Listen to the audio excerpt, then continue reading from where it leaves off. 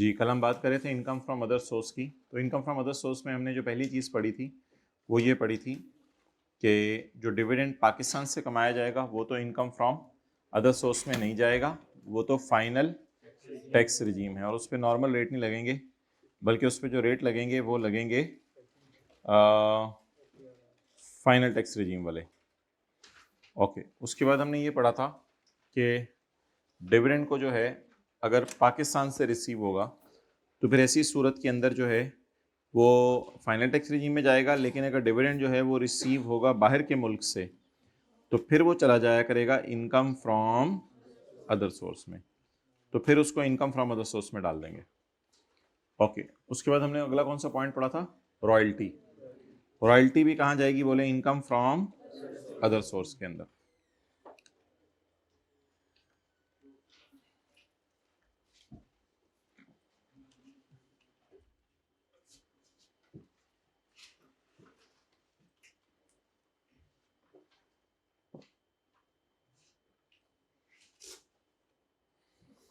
फिर हमने पढ़ा था कि एडिशनल जो डिले रिफंड हुआ है वो नहीं जाएगा अदर सोर्स में, बल्कि डिलेड रिफंड के ऊपर जो इंटरेस्ट रिसीव हुआ है एडिशनल पेमेंट वो जाएगी इनकम फ्रॉम अदर सोर्स में। और फिर उसके बाद हमने पढ़ा था कि ग्राउंड रेंट, यानी आपने अपनी ज़मीन किराए पे दे दी और अगले ने उसके ऊपर तामीर कर ली, तो जो ग्राउंड का रेंट होगा वो कहाँ जाएगा? इनकम फ्रॉम अदर सोर्स में। फिर आपने लैंड एंड बिल्डिंग को किराए पे दे दिया, और सॉरी, किसी ने आपको लैंड एंड बिल्डिंग किराए पे दी, आपने वो आगे सब किराए पे दे दी, तो ये जो आपकी इनकम आएगी ये भी इनकम फ्रॉम अदर सोर्स होगी, क्योंकि बीइंग एन ओनर आप वो किराया नहीं रिसीव कर रहे। टीए को बुलाएं। और बिल्डिंग को प्लान मशीनी के साथ किराए पे दे दिया, या आपने कोई घर किराए पे दिया उसके साथ कनेक्टेड सर्विसेज दी, ये सारा भी कहाँ जाएगा? पेंशन और एन्युटी आमतौर पे तो सैलरी इनकम में जाया करेगी, लेकिन अगर एम्प्लॉयर एम्प्लॉय रिलेशन के अलावा किसी से मिली तो फिर वो इनकम फ्रॉम अदर सोर्स में जाएगी। प्राइस बॉन्ड वगैरह जीतना भी इनकम फ्रॉम अदर सोर्स में जाएगा। पॉइंट नंबर आई। अच्छा जी, कितने लोगों के पास नोट्स नहीं है? हाथ खड़ा करें। एक दो कॉपीज ला दें भाई।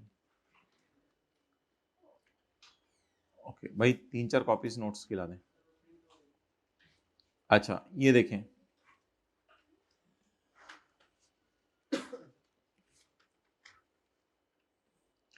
एक सुहानी सुबह आप सोए हुए थे, पंखा चल रहा था सुबह सुबह, और आप मंजी के ऊपर जो है वो पड़े हुए थे।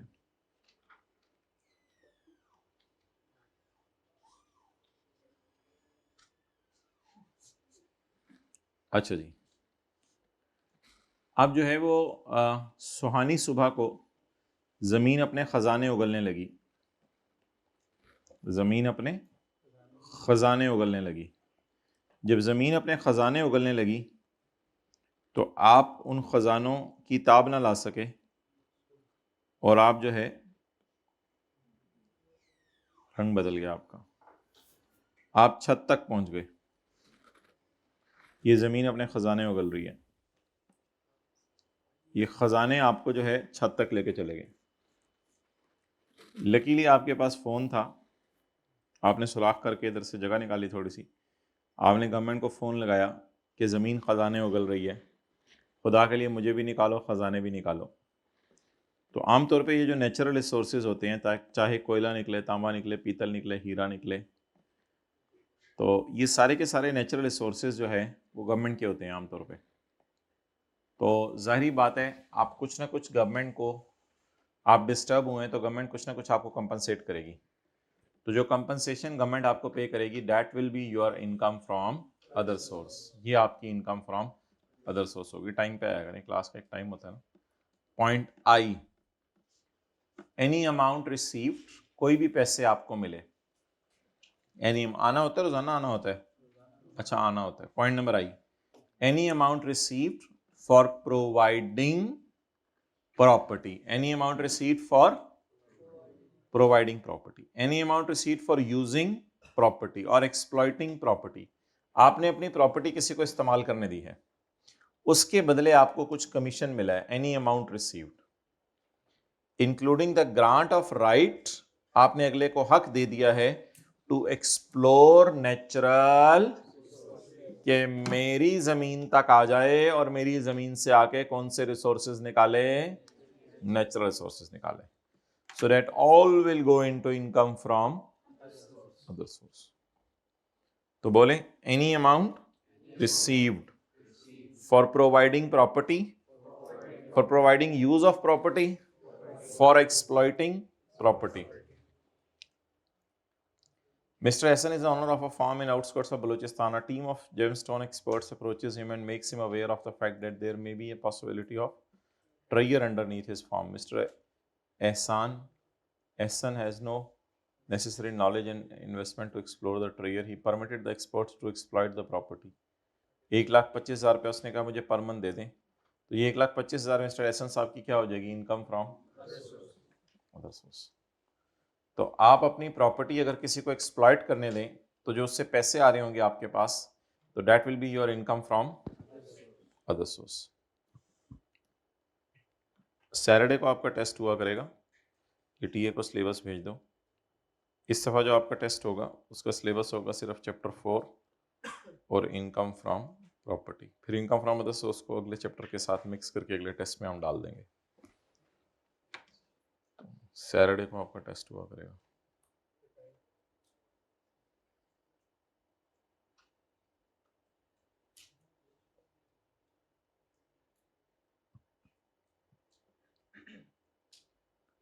ओके, टेस्ट आप किसी भी टाइम टेस्ट रूम में जाके दे सकते हैं, क्लास से पहले भी क्लास के बाद भी, जो टाइम आपको सूट करे। ओके, ऑनलाइन वालों को फिर ग्रुप्स में बता दिया जाएगा, वो पूछ लें सबमिशन का तरीका।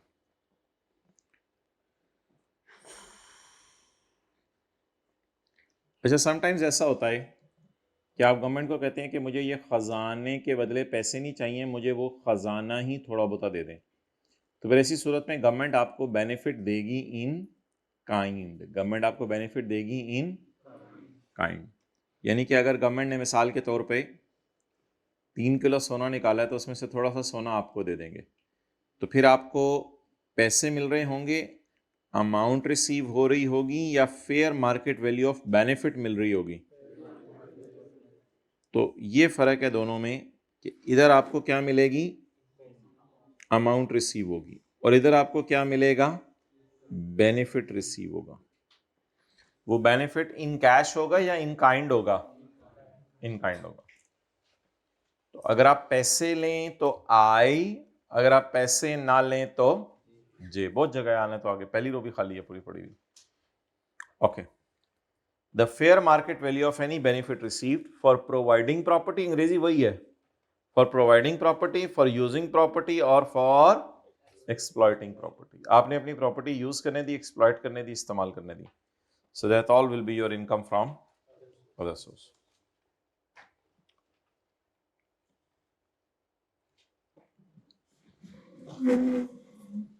Okay,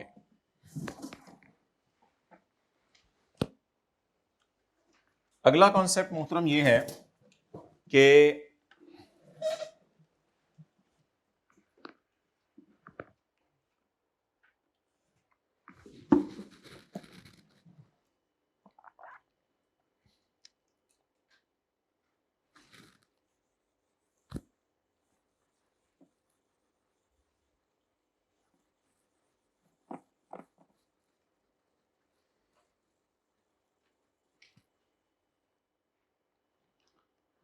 Mr. Aslam is using a shop in Shah Alam market. Aslam साहब जी, किसके पास नोट्स नहीं है हाथ खड़ा करें। इतने ज्यादा लोग हो गए, पहले तो 4 ने हाथ खड़ा किया था, जिन 4 ने पहले किया था उनको लाके दें, ये तो कोई तरीका नहीं। और किसके पास नहीं है,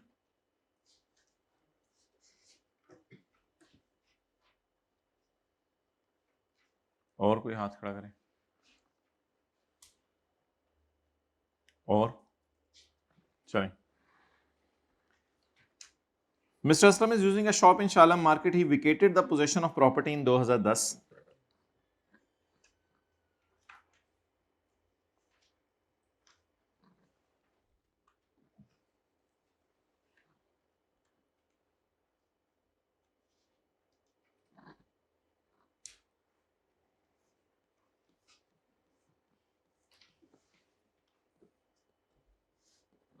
2010 असलम के पास एक शॉप है,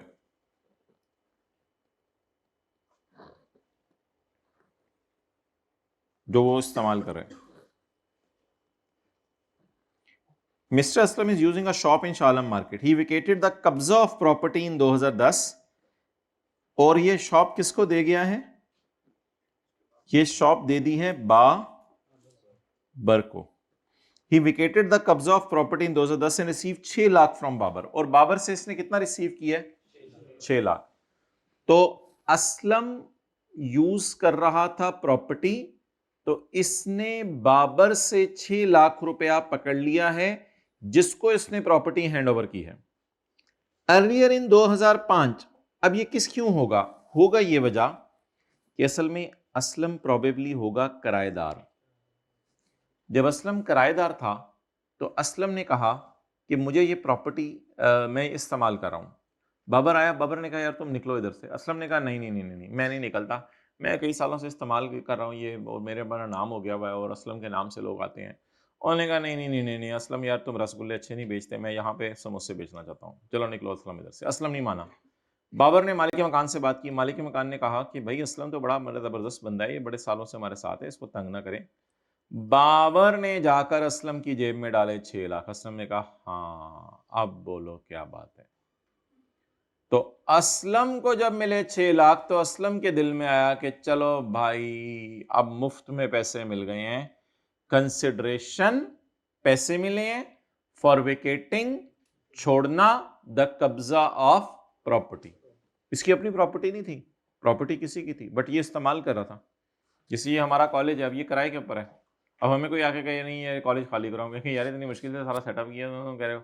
अब वो हमें 2 करोड़ 3 करोड़ पकड़ा दे, यार ये पकड़ो यार, जाओ यार इधर से।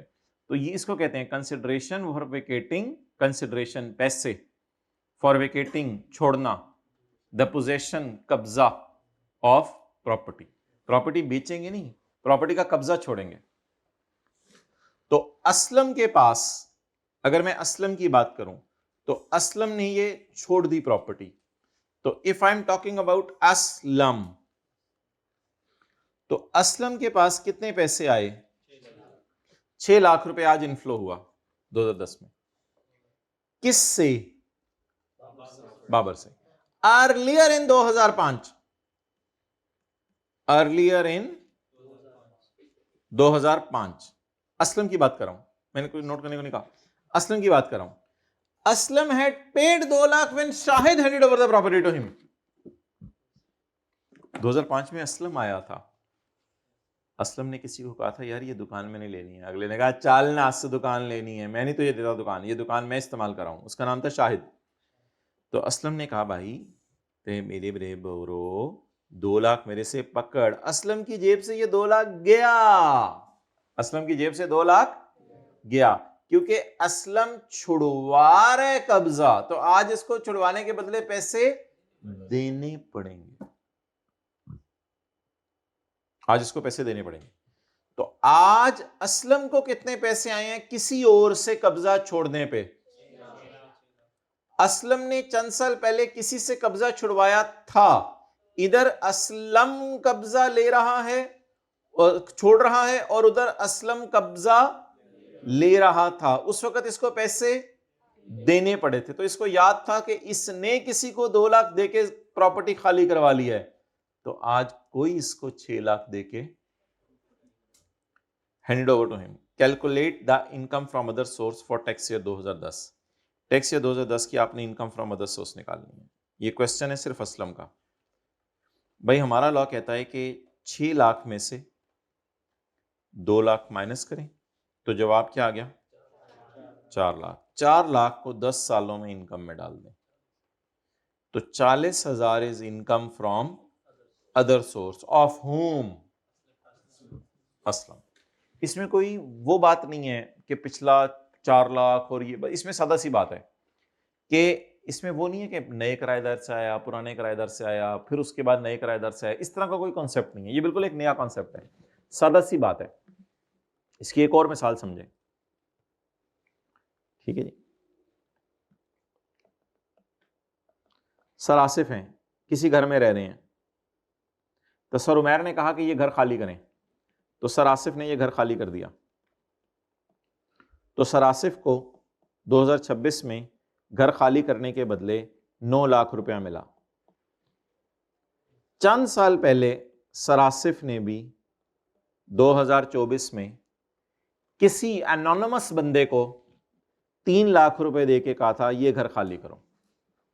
तो 2024 में सर आसिफ ने पेमेंट की थी 3 लाख की और किसी से घर खाली करवाया था, और 2026 में सर आसिफ को किसी ने 9 लाख रुपए दे दिए और घर खाली सर आसिफ से करवा लिया। सर आसिफ के पास आया कितना, गया कितना था, 3 लाख, चाहे जितना पुराना मर्जी गया हो। इनको नेट कर दे आपस में, जो बच गया उसको 10 सालों में इनकम में डालें। ये 10 साल कौन से होंगे, 26 और उसके बाद 27, 28, 29, आगे 9 साल, यानी 26 के आगे 9। इसको 10 सालों में ऐसा ऐसा इनकम में डालें। लॉ मेकर कहते हैं इसको फॉरेन इनकम में ना डालो। और हमारे सिलेबस में ये आखिरी चीज थी जिसको हमने 10 साल इनकम में डालना है। एक और चीज हमने पढ़ी हुई है, वो प्रॉपर्टी के चैप्टर में पढ़ी है, एक ही आखिरी चीज थी। इसके बाद आज के बाद सिलेबस में कोई भी चीज ऐसी नहीं होगी जो 10 सालों में ऐसा ऐसा इनकम में डालनी है। आज के बाद सिलेबस में जितनी चीजें होंगी वो उसी साल इनकम में डालेंगे जिस साल हमने कमाई है। एक दुक्का कोई एक्सेप्शन होंगी, लेकिन वो 10 साल नहीं है। 10 साल की मिसाल हमारे सिलेबस की आखिरी मिसाल थी। तो आप बताएं जी, मुझे कितने आए आज, मुझे कितने आए, 6 लाख। मैंने किसी को कितने दिए थे, 2 लाख। तो ये मेरा आंसर बन गया, किसी ने नोट करना है तो।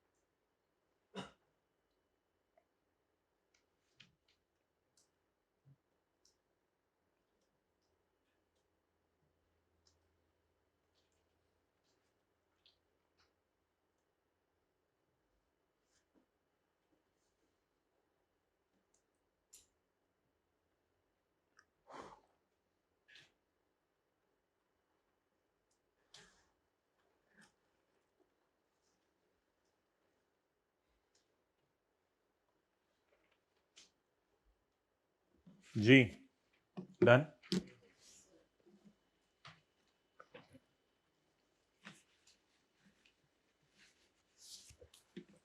अब जरा फिक्रा पढ़ें असलम के लिए। असलम एक दुकान इस्तेमाल कर रहे शॉप शाह आलम मार्केट में। उसने छोड़ दिया है कब्जा प्रॉपर्टी का 2010 में। तो जो कब्जा छुड़वाने आया होगा उसने फिर कुछ ना कुछ कंपनसेट किया होगा ना। And received 6 lakh from Babar, और उसने बाबर से 6 लाख रुपया ले लिया जिसको उसने ये प्रॉपर्टी हैंड ओवर किया। अब बताएं असलम की जेब में आज आया कितना, 6 लाख। चंद साल पहले असलम ने पे किया था 2 लाख, किसको, शाहिद को। When Shahid handed over the property to him, यानी कि शाहिद जो है वो प्रॉपर्टी यूज कर रहा था। असलम गया, असलम ने कहा खाली कर, उसने कहा नहीं करता, असलम ने 2 लाख रुपए दे दिया। तो असलम की जेब से गया कितना था, आज कितना आया, 5 साल पहले कितना गया था उसकी जेब से, नेट कितना बचा। इस 4 लाख को वो कितने सालों में इनकम में डाले, किस हेड में, income from other source. Net value negative आ जाए तो फिर कुछ इनकम में नहीं डालेंगे, नहीं। Any amount received by Aslam, any amount received by Aslam, कितनी? 6 lakh. Any amount received by Aslam as consideration, बदले में। क्यों मिली है भाई तुझे असलम? फॉर छोड़ना द कब्जा ऑफ अ बिल्डिंग। इसमें से माइनस करें 600 में से, क्या माइनस करें?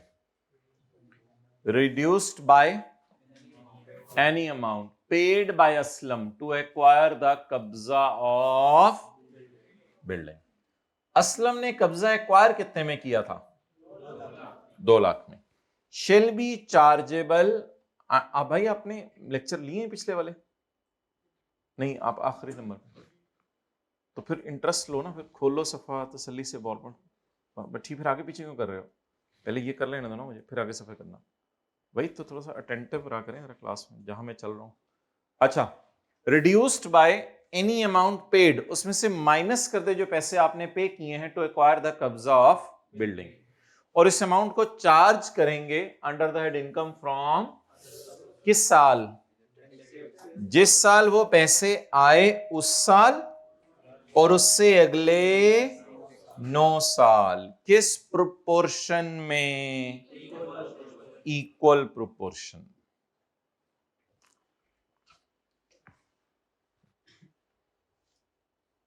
तो 6 लाख माइनस 2 लाख कितना आ गया?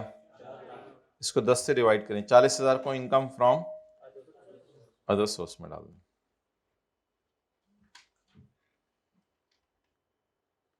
इन टैक्स ईयर 2010 और ऑनवर्ड्स तो इसको डालते रहेंगे 11-12 में, फिर ताकि पूरे इसके 10 साल पूरे हो जाए।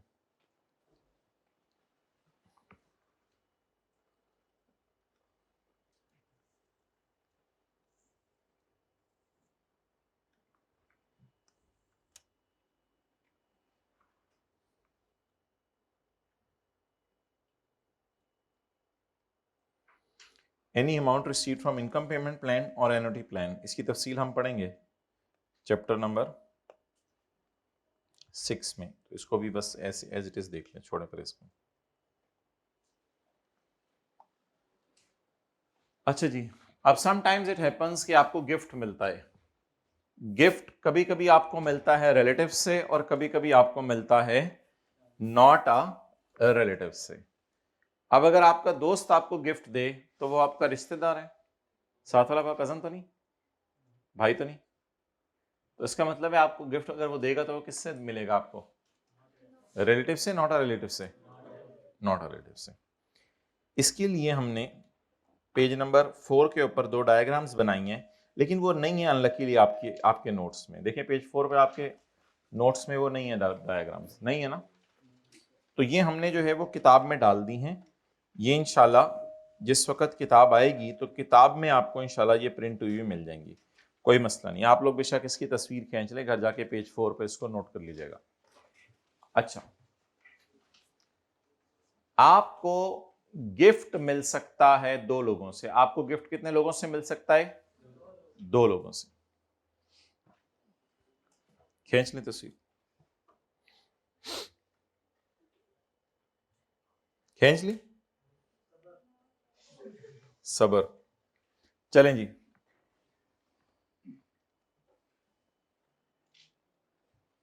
गिफ्ट इन काइंड, वो तस्वीर लेने वाले आलात मौजूद नहीं है माशाल्लाह।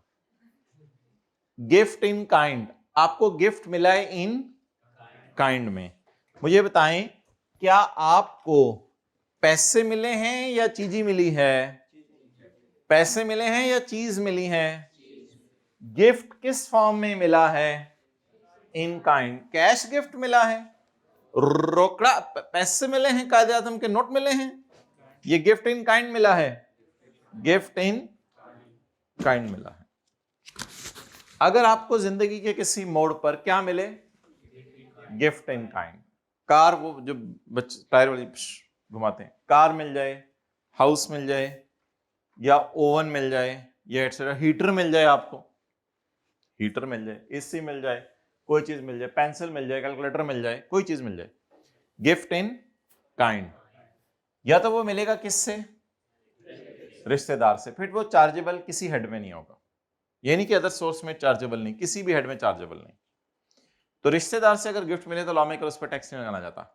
लेकिन अगर रिश्तेदार के अलावा कोई आपको गिफ्ट दे रहा है, गड़बड़ा है। अगर आपके दोस्त आपको गिफ्ट दे रहे हैं, आपने दोस्त ने आके ओवन दे दिया, आपने खुद नहीं कह रहा ओवन, पूरा ओवन ले आया तो मेरे लिए, ओवन का नहीं, स्विच निकाल ले बाकी में, तो स्विच गिफ्ट मिला आपको, स्विच 20 रुपए का स्विच है, वो आपकी इनकम है। So that is chargeable under that income from other source. तो गिफ्ट किस किस से मिल सकता है, रिलेटिव और नॉन रिलेटिव से। ये कौन सा पॉइंट हमने पढ़ा है, ये हमने पॉइंट पढ़ा है 39 के 1 का LA।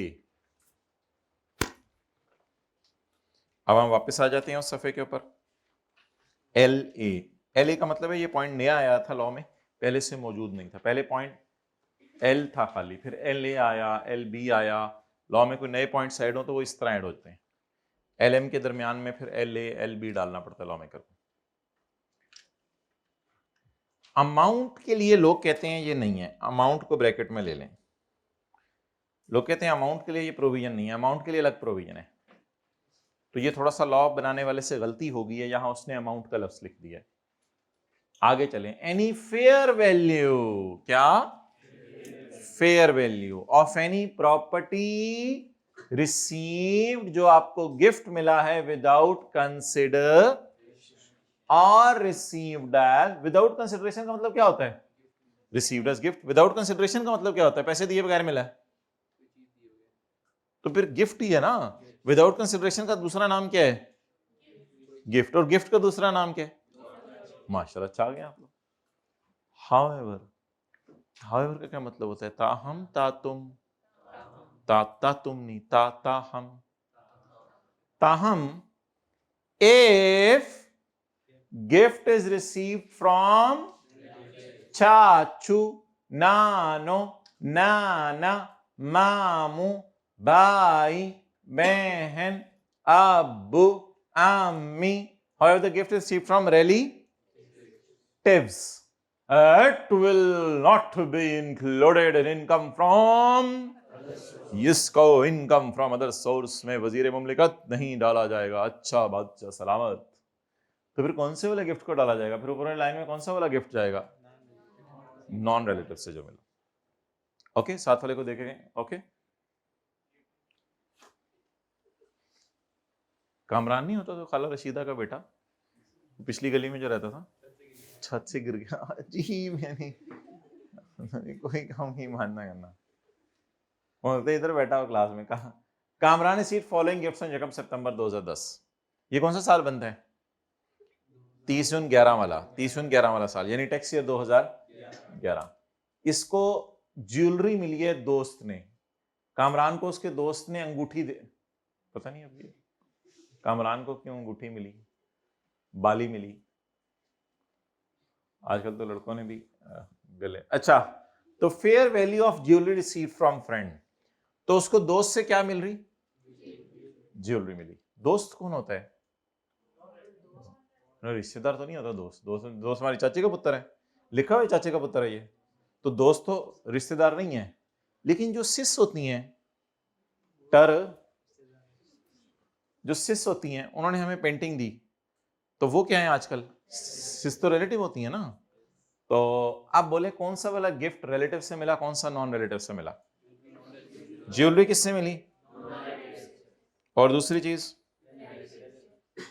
आप बताएं, इनकम फ्रॉम अदर सोर्स में कैसे जाएगा, गिफ्ट फ्रॉम फ्रेंड। फ्रेंड हमारे लिए जानने वाले अनजान है, अनजान है, नॉट रिश्तेदार, क्योंकि हम गुज्जर हैं वो पराचा है, तो रिश्तेदार तो नहीं है। हम गुज्जर हैं वो पराचा है, लेकिन ये गुज्जर है और ये गुज्जर नहीं है मेरे भाई। So that's why they are relatives. तो गिफ्ट फ्रॉम बाजी, बाजीज, तो रिलेटिव वाला गिफ्ट इनकम में नहीं डालना। तो आपकी इनकम फ्रॉम अदर सोर्स कितनी आ गई, 2,50,000, अगर आप कामरान है। ठीक है जी, नोट कर लें।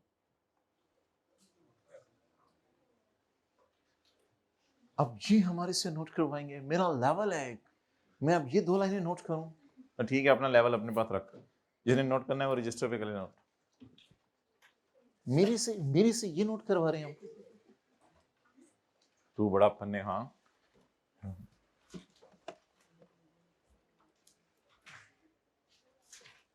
अम्मी मेरे से ये नोट करवाया इन्होंने आज। पुत्र तो आ सही है एक बारी, मैं तेनों नोट करानी है। अस्सलाम वालेकुम भाई, 5:45 बजे तक इंशाल्लाह।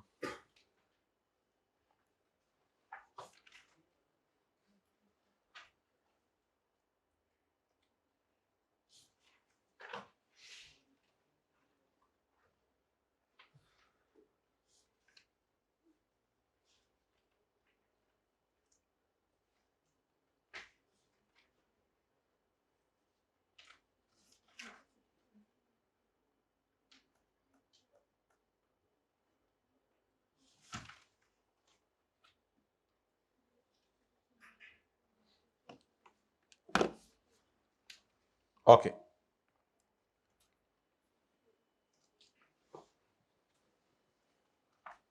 वज़ीर मुमलिकत डंडा शरीफ लाया जाए।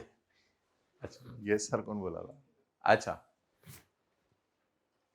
Income rising to shareholder of a company. Shareholder कौन होता है? डायरेक्टर होता है कंपनी का। डायरेक्टर तो वो होते हैं ना कंपनी के, जो कंपनी को चला रहे हैं, भगा रहे हैं। अच्छा, चला रहे हैं। और शेयर होल्डर वो होते हैं जिन्होंने पैसा दिया हो। तो अगर शेयर होल्डर कोई कंपनी का है, सही है ऊपर या नीचे? सही है, बिल्कुल सही है। अच्छा चलो, अगर शेयर होल्डर कोई कंपनी का है और उस शेयर होल्डर को कंपनी बोनस शेयर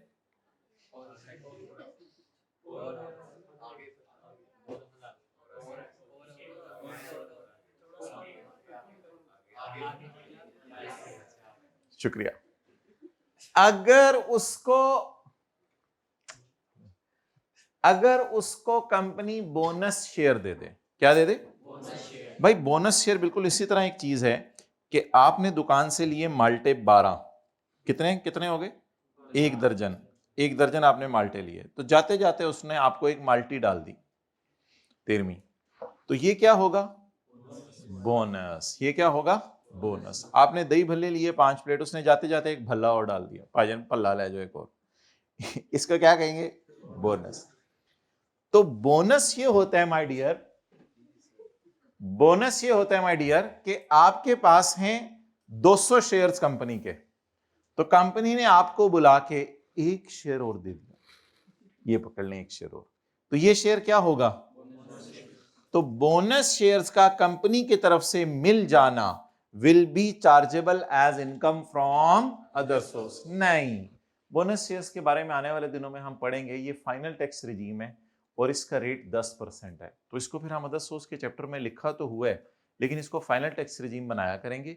इसका न्यूमेरिकल फिर कभी करना है। बस फिलहाल ये देख लें कि बोनस शेयर्स को कहाँ डालना है आप लोगों ने? फाइनल टैक्स रिजीम में। फाइनल टैक्स रिजीम का मतलब है इस पे टेबल 1 2 वाला रेट लगेगा या अलग रेट लगेगा? वो अलग रेट कितना है? 10%। तो लिख लें, कंपनी अपने शेयर होल्डर्स को मुफ्त में शेयर दे दिए, कंपनी ने अपने शेयर होल्डर्स को मुफ्त में शेयर्स दे दिए।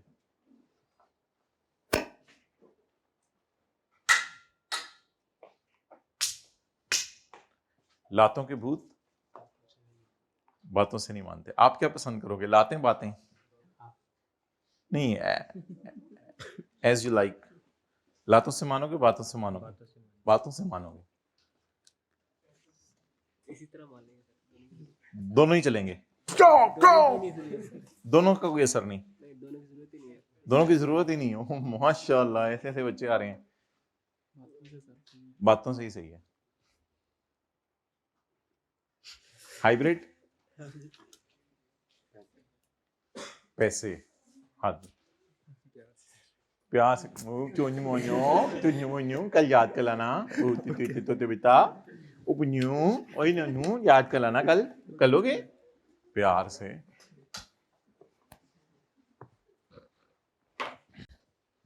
चलें आगे करें, पेज नंबर 3। नहीं, टच नहीं,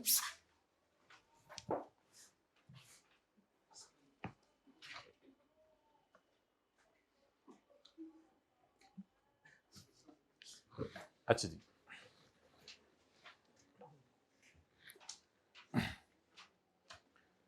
अच्छा मोहतरम, अगली जो हमारी प्रोविजन है उसकी समरी भी लकीली बुक में दी हुई है, लेकिन आपके नोट्स में नहीं दी हुई। उस समरी की आपने तस्वीर खींच ली है।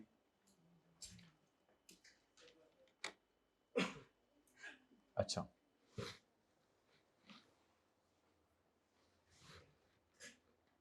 पाकिस्तान में लोग दो किस्म के हैं, एक सात फला जैसे और एक आप जैसे।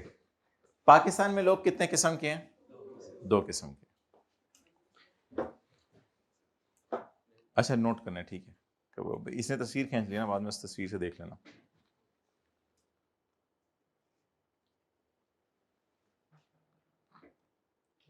पा बोलो आगे, पा पा आगे बोल, पा ब्रेक लगी। पाकिस्तान में लोग, डंगर दो किस्म के, बंदे दो किस्म के हैं, पूरा बोलो ना। पाकिस्तान में बंदे कितने किस्म के हैं? दो किस्म के। एक वो जिनके पास एंटीएन है, एक वो जिनके पास एंटीएन, सही है, एक वो जिनके पास एंटीएन है, और एक वो जिनके पास एंटीएन, एंटीएन है का मतलब क्या होता है? जिनके पास नेशनल टैक्स नंबर है। नेशनल टैक्स नंबर किसके पास है? आप अब्बू के पास है, अम्मी के पास है? मेरे पास है। नेशनल टैक्स नंबर उनको मिलता है ना जो पाकिस्तान में क्या जमा करवाते हैं? टैक्स जमा करवाते हैं। उंगली मुंह से निकाल के सोचो थोड़ा। नेशनल, बॉल पॉइंट दे देता हूँ, बॉल पॉइंट है आपकी फ्रेश, देख कंपनी से निकलवा।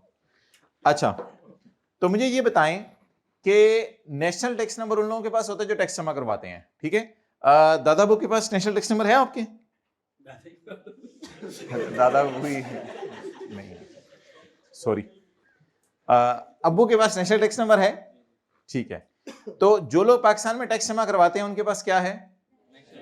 और जो पाकिस्तान में टैक्स जमा नहीं करवाते उनके पास नेशनल टैक्स नंबर नहीं। अब आप लोगों के पास नेशनल टैक्स नंबर नहीं है, प्रोबेबली आप लोग इनकम कमा रहे होंगे और आप टैक्स पे जमा नहीं करवा रहे होंगे, इस इनकम कमा नहीं रहे। तो हो सकता है टीचर्स के पास, कॉलेज के सबके पास क्या हो? नेशनल टैक्स नंबर हो। इसी तरह हो सकता है कॉलेज के मालिकान के पास भी नेशनल टैक्स नंबर हो सकता है बाकी लोगों के पास जो दुकानदार हैं, जगह जगह बिजनेस करें, उनके पास भी नेशनल टैक्स नंबर हो।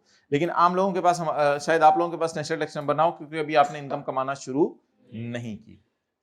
तो पाकिस्तान में लोग कितने किस्म के? दो किस्म के, जिनके पास नेशनल टैक्स नंबर है और जिनके पास नेशनल टैक्स नंबर नहीं है, पर्सन नॉट होल्डिंग एनटीएन। ये लोग अगर किसी को लोन देना चाहें जिनके पास क्या है? एनटीएन है, यानी आपके वालिद साहब किसी को लोन देना चाहें, आपके वालिद साहब के पास फर्ज करें क्या है? तो आपके वालिद साहब is a person who is holding national tax number. आपके वालिद साहब किसी, अभी ऊपर से मिला के ना पड़े, आपके वालिद साहब अगर किसी को लोन देना चाहें तो क्रॉस चेक से दे दें, उसमें चेक बना के दे दें उनको लोन। यानी आपके वाले साहब के पास कोई लोन लेने आया, अब्बू का दोस्त आया, बचपन का लंगोटिया यार आया जो पीआरसी की क्लासों में अब्बू के साथ बैठता था, वो आया और उसने आके आपके अब्बू को कहा मुझे 2 लाख रुपए लोन दे। अब्बू ने आपको कहा बेटा चेक बुक लेके आओ, तो आपके अब्बू चेक बना के दे दें उसको, या फिर किसी बैंकिंग चैनल से ट्रांसफर कर दें, या कोई भी डिजिटल मींस जो आजकल चल रहे हैं इस्तेमाल कर लें, कोई मसला नहीं। लेकिन अगर आपकी दादी अम्मा के पास, आपकी दादी अम्मा की सहेली बचपन वाली आई, उसने कहा रशीदा आंटी मुझे जो है वो लोन चाहिए, आपकी दादी अम्मा ने कहा मेरे पास तो नेशनल टैक्स नंबर नहीं है, मैं तो आगे की तैयारी में लगी हूं इस वक्त, तो I am not holding national tax number, मैं नेशनल टैक्स नंबर होल्ड नहीं कर रही, मैंने तो कभी इनकम ही नहीं कमाई। दादा रहमतुल्लाह अलैह नेक इंसान होते थे, वो माशाल्लाह मुझे घर में मलका बना के रखते थे, कभी निकलने नहीं पड़ा, तो ऐसे नेक इंसान होते हैं। तो पर्सन नॉट होल्डिंग एनटीएन, तो दादी के पास, और बोले जल्दी दादी के पास नेशनल टैक्स नंबर है या नहीं है? अब अगर दादी के पास नेशनल आ रहा है, जल्दी पकड़ता तो तेरा बैग नहीं, आपका बैग नहीं है, अपने से कर लेता हूं। तो अगर दादी के पास बोले नेशनल टैक्स नंबर, तो दादी के पास मेरा बैग है पाजन केड़े पिंडू आए हो, चलो बाहर। अगर दादी के पास नेशनल टैक्स नंबर, तो फिर ऐसी सूरत में दादी को चाहिए कि अपने पर्स से चेकबुक निकालें, बैंक अकाउंट तो होगा, बैंक अकाउंट में तो कोई मसला नहीं है। दादी का लेवल है, आपको पता है अल्हम्दुलिल्लाह हमारी दादियों का। तो दादी अपने पर्स से क्या निकालें, चेक बुक निकालें, और अपनी बचपन की सहेली को क्या लिख के दे दें, चेक लिख के दे दें, तो भी सही है, कोई मसला नहीं। लोन, कैश गिफ्ट की अभी बात ना करें। Loan is not chargeable to tax. अच्छा, लोन वैसे भी आपके दिल में आ रहा होगा इस पर टैक्स नहीं लगना चाहिए, क्योंकि लोन इनकम नहीं होती, लोन तो उधार होता है और ये वापस कर देना होता है। तो लोन तो वैसे भी अकल भी मानती है ना अल्हम्दुलिल्लाह। ये इधर होती है ना, थोड़ी सी ऊपर होती है। तो लोन इनकम में नहीं जाएगा अगर loan is not chargeable to.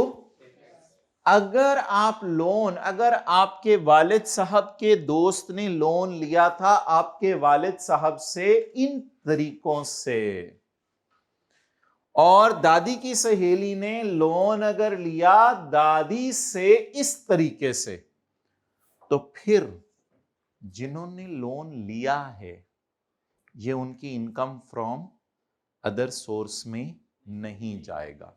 Loan is not chargeable to tax if received from your अब्बू in the form of cross cheque. लेकिन अगर आपकी दादी अम्मा अपनी सहेली को, दादी अम्मा ये वाली थी ना, नॉट होल्डिंग इंडियन, आपकी दादी अम्मा अपनी सहेली को लोन दे दें बैंकिंग चैनल से, इसकी इजाजत नहीं है।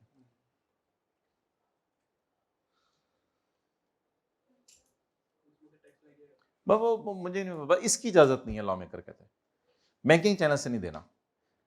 वो किस में दें, क्योंकि इनके पास एनटीएन नहीं है, वो किस फॉर्म में दें? सिर्फ अगर बैंकिंग चैनल से दे दिया तो फिर दादी अम्मा की सहेली को जो 2 लाख रुपया उधार मिला है, वो मिलने वाले की 2 लाख तो वो एंजॉय कर रही है ना घर जाके, वो मिलने वाले की इनकम फ्रॉम अदर्स। उनको चाहिए था इनकार कर देते, वो बाजी थी, जान दो, मिनू नहीं, मुझे बैंकिंग चैनल से ना करें, मेरे अकाउंट में ट्रांसफर ना करें, मुझे क्रॉस चेक बना के दें। उनको खुद ध्यान रखना चाहिए था, उन्होंने नहीं ध्यान रखा, तो भुगते हैं, फिर भुगते, बड़े होके भी भुगते, कोई मसला नहीं। क्लियर? अच्छा, लेकिन एक बात याद रखिएगा, ये अपने पल्ले बांध लें। पल्ले से क्या मुराद होता है? अच्छा, साइड पे बैठी, ठीक है। ये अपने पल्ले बांध लें। भाई बांधो जरा, इधर देखो ना, इधर देखिए, ये अपने मुस्कुरा दिया करो ना, आप सेकना स्माइल थोड़ा सा और। अच्छा, ये बात अपने पल्ले बांध लें कि कैश में कोई लोन नहीं दे सकता। आवाज आई थी? दोबारा सुन लें। मैं कह रहा था कि कैश में कोई लोन नहीं दे सकता, चाहे वो आपके अब्बू ही क्यों ना हो, चाहे वो आपकी दादी ही। नहीं, मैंने कोई ऐसी बात भी की है जिसपे मतलब मैं खुल के बात कर रहा हूं। आपके वालिद साहब भी कैश में लोन, कैश में कोई भी नहीं दे सकता। डिजिटल मींस के आगे लिखा हुआ है नंबर 4, कैश में दे सकते हैं लोन। तो कैश में ये भी लोन नहीं दे सकते जिनके पास एनटीएन है, और कैश में ये लोग भी लोन नहीं दे सकते। अच्छा, बात सादा सी होगी, जिन लोगों के पास पाकिस्तान में एनटीएन है वो अगर किसी को लोन देना चाहें तो कितने तरीके हैं? 3। इसके अलावा लोन नहीं दे सकते। इसके अलावा अगर लोन देंगे तो लॉ की क्या हो जाएगी? वायोलेशन या कंप्लायंस? वायोलेशन हो जाएगी, लॉ की धज्जियां बिखर जाएंगी। और जिन लोगों के पास पाकिस्तान में एनटीएन नहीं है वो अगर किसी को लोन देना चाहें क्रॉस चेक से, ना वो बैंकिंग चैनल से दे सकते हैं, ना वो डिजिटल मीन से दे सकते हैं, ना वो कैश में दे सकते हैं। तो अंदर की बात यह, कैश में तो कोई बंदा भी किसी बंदे को पाकिस्तान में लोन नहीं दे सकता। अगर दे रहा है तो जिसके हाथ में आया, मिसाल के तौर पे भाई ने मुझे कहा, भाई खड़े हो जाए,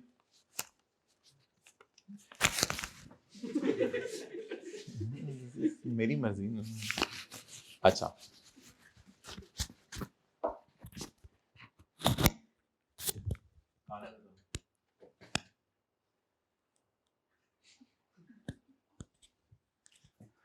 मुझे 10 रुपए उधार चाहिए। बोलो सर, मुझे 10 रुपए उधार चाहिए। मुझे 10 रुपए उधार चाहिए। मैं वापस कर दूंगा। मैं वापस कर दूंगा। अच्छा, अब इसने किससे मांगे उधार?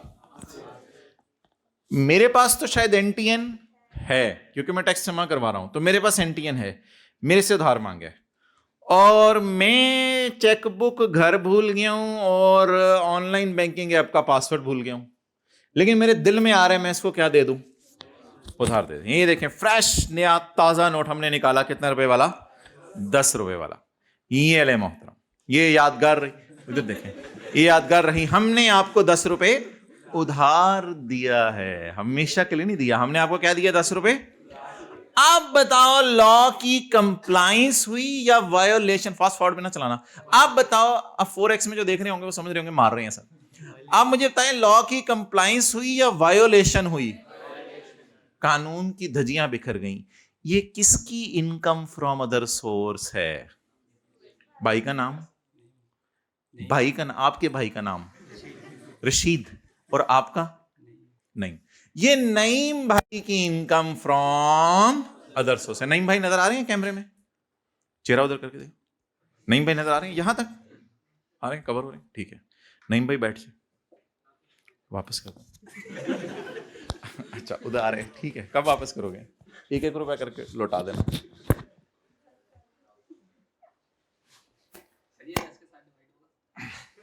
ये 10 का डिवाइड नहीं होगा, क्लास के बाद आराम बताते तो बता दें जी यहां क्या होगी। तो अब अगर पाकिस्तान में कोई बंदा भी किसी बंदे को लोन किस फॉर्म में दे दे, तो आपने क्या कहना है, ना ना ना ना ना ना ना ना ना, मुझे चेक बना के दे, हमें फौरन पीछे, ठीक है। तो ऐसी सूरत में वायलेशन हो गई, इसलिए मिलने वाले की क्या होगी, income from loan is not chargeable to. अच्छा वैसे लोन उधार होता है, वापस करना होता है, फिर भी लॉ मेकर जबरदस्ती इनकम में डाल रहा है। Loan is not chargeable to tax, loan पे टैक्स नहीं देना किसी ने भी दुनिया में। अगर आप एनटीएन वाले बंदे से इस तरह लोन ले ले या आप एनटीएन ना वाले बंदे से इस तरह लोन ले ले, लेकिन अगर इनके खिलाफ आपने लोन लिया तो फिर ये लोन कहां चला जाएगा, आपकी इनकम फ्रॉम अदर सोर्स में, ये आपकी चला जाएगा इनकम फ्रॉम अदर सोर्स में।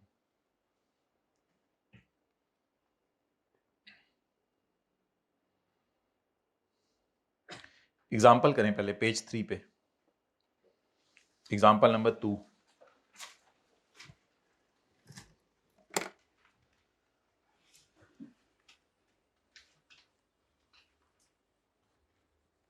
अच्छा लोन देने वाले को सजा देनी है या जो लोन ले रहा है, असल में जिसके पास पैसे आ रहे हैं उसको सजा देनी है ना, उसे इनकार कर देना चाहिए था, उसे कहना चाहिए था कि मुझे ऐसे इस तरह लोन ना दो, मुझे शर्म आती है कैश पकड़ते हुए, मुझे चेक बना के दो। नहीं बॉल पॉइंट पिछली साइड से दी, क्या जोर से लगी यार, अपनी बॉल पॉइंट को अपनी टेरिटरी में रखो। अच्छा जी, जागते रहना भाइयों, सड़ते रहना।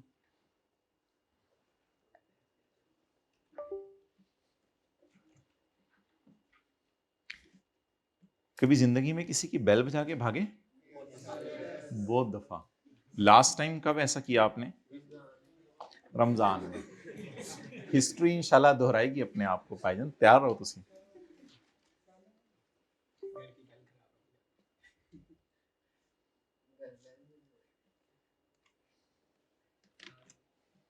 घर बेल नहीं लगाई, हम डोर पीटेंगे।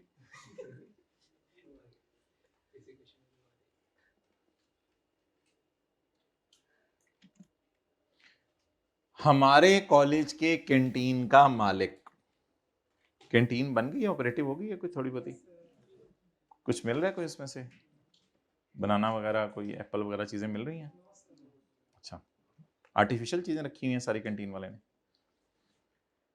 हमारे कॉलेज की कैंटीन का मालिक, उसने ये अमाउंट्स रिसीव की हैं,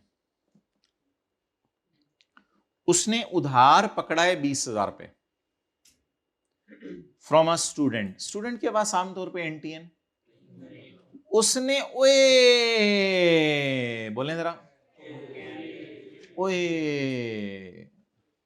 उसने, वो स्टूडेंट आया, कई स्टूडेंट होते हैं ऐसे बड़े, इधर आके उसने अपना मोबाइल रखा स्टूडेंट ने, इधर आके अपना वॉलेट रखा, इधर अपनी गाड़ी की चाबी रखी। अब कैंटीन ओनर को कहा लाओ समोसा मेरे लिए, क्या यार ये बच्चे का बड़ा लेवल है, ये जाते हुए इसने बच्चे से कहा कैंटीन ने, यार उन्हें 20,000 रुपये चाहिए, उधार होने यार, कोई मसला ही नहीं है। उसने अपने पर्स से निकाला, 20,000 पकड़ा दिया। तो कैंटीन के मालिक को स्टूडेंट ने कितना उधार दिया? हालांकि स्टूडेंट से वो उधार मांगता नहीं, लेकिन चले हमने तो मिसाल कर रहे हैं। तो अब आपने कैंटीन ओनर को कितना उधार दे दिया? लेकिन आपके पास क्या था? You are person not holding, you can give him loan in the form of, but you made a violation. You gave him loan in the form of. अब हम हेडिंग देंगे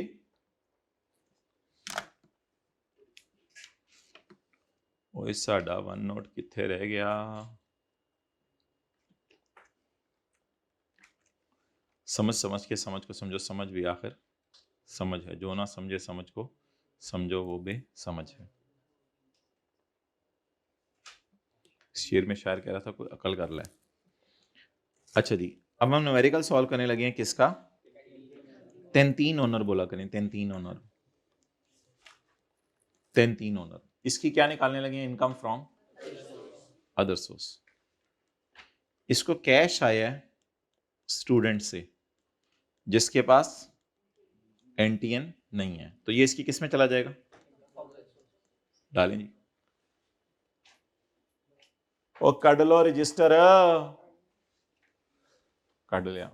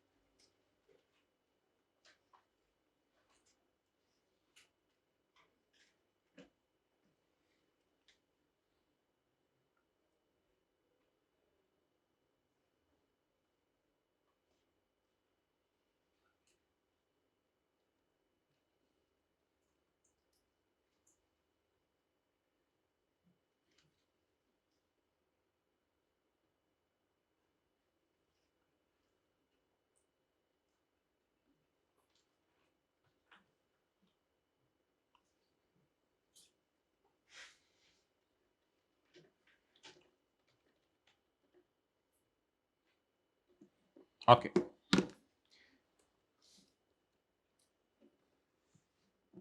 सरासिफ के पास आया टीचर ए, टीचर सरासिफ। सरासिफ के पास आके उसने कहा सर मुझे 5,000 के 5 नोट चाहिए। ओ सरासिफ ने भी उसको कैश की फॉर्म में दे दिए। सरासिफ के पास क्या है? एनटीएन। सरासिफ के पास क्या है? NTN, national tax. ये किसका मोबाइल बोल रहे हैं भाई? हमारे पास भी मोबाइल है, हम भी फिर इसको कर लेते हैं साइलेंट खत्म।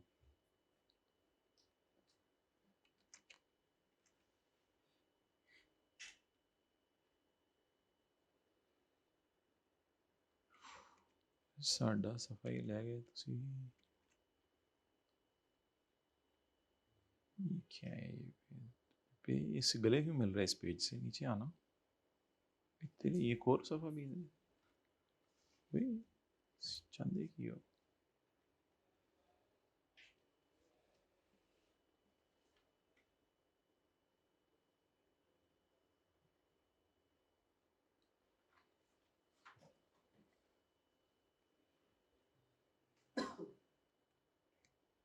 Why are you coming? Okay.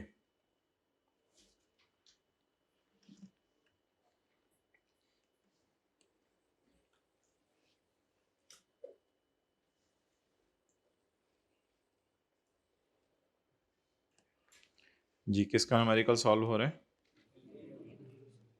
3 कौन सी इनकम कैलकुलेट हो रही है? इसको कैश फॉर्म में लोन आया है स्टूडेंट से जिसका एनटीएन। भाई टीचर ए के पास एनटीएन तो है, उसने लोन दे दिया कैश फॉर्म में। क्या टीचर कैश फॉर्म में लोन दे सकते हैं या इन 3 फॉर्म में लोन दे सकता था? इनके अंदर रहते हुए दिया या इनसे हट के दिया? माय डियर, इनसे हट के दिया। अब ऐसी सूरत में क्या होगा, again there is a violation. तो वायोलेशन की सजा कौन भुगतता है, मैंने बताया लोन लेने वाला। तो कैश लोन आ गया टीचर से, कितना, ये भी इसकी इनकम फ्रॉम अदर सोर्स। चले आगे, loan of rupees 28,000 receive from teacher B having NTN through cross cheque. भाई एक और टीचर से मैंने लोन पकड़ लिया 28,000 रुपये, उन्होंने क्रॉस चेक से दिया है। टीचर के पास क्या है, उन्होंने किस फॉर्म में लोन दिया है, तो क्या बोलूं, loan is not chargeable to tax if received from person holding NTN through. अगर क्रॉस चेक में टीचर लोन दे दे जिसके पास एनटीएन है, तो फिर ये हमारी इनकम फ्रॉम अदर सोर्स में नहीं जाएगा। अब मुझे बता दें, जिस बंदे को लोन मिला है, क्या ये लोन लॉ की कॉम्प्लायंस हुई है या वायोलेशन हुई है? इसलिए जो मुझे लोन मिला है टीचर बी से in the form of cross cheque, तो ये लॉ के अंदर रहते हुए है, तो यहां पे लॉ क्या हुआ है, कंप्लाई हुआ है, लॉ को फॉलो किया गया, इसलिए ये आपकी इनकम फ्रॉम अदर सोर्स में नहीं जाएगा। और आखिरी पढ़ें,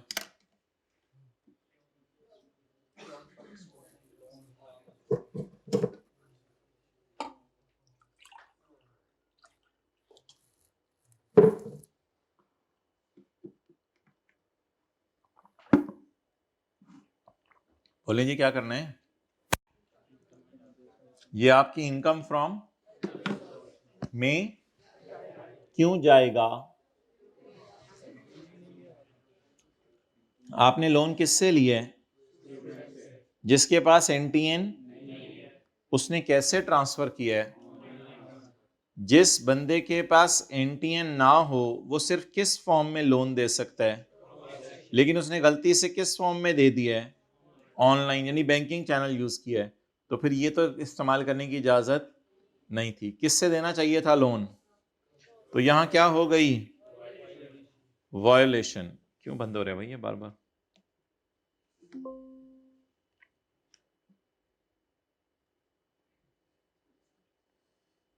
जी बोले, लोन फ्रॉम स्टूडेंट, जी कितना, so what is your income from other source, 70।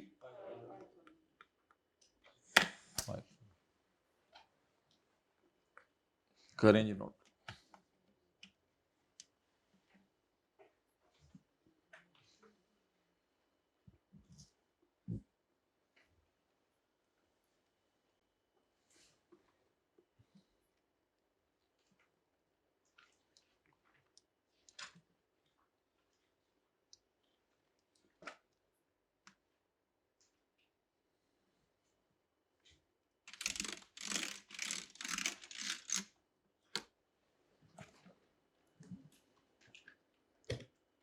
पढ़ें जी, अब कानून की प्रोविजन पढ़ें।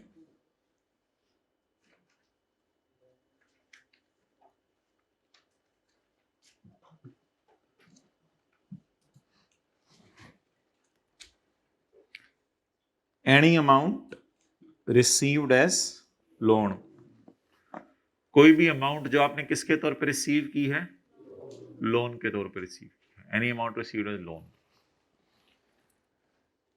बाया पर्सन। इधर बाया पर्सन हमारी मिसाल में कौन है, canteen owner. Any amount received as loan by canteen owner in a tax year from another person, teacher slash student।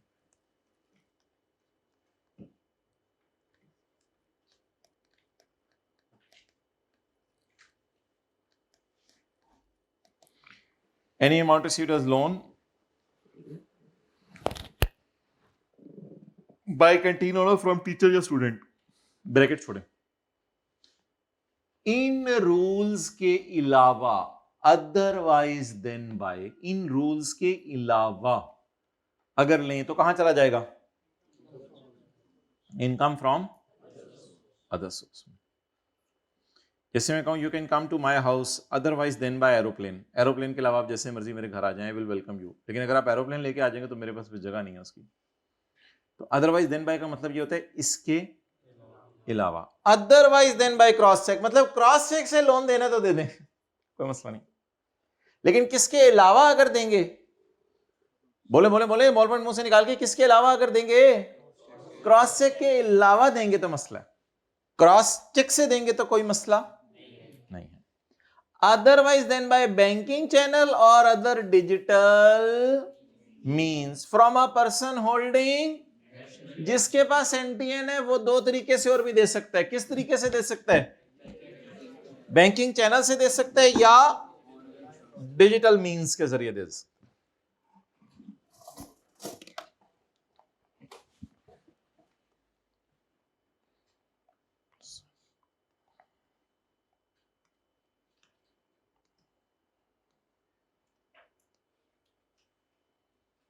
ये जरा येलो वाला फिक्रा पढ़ें 2-3 दफा।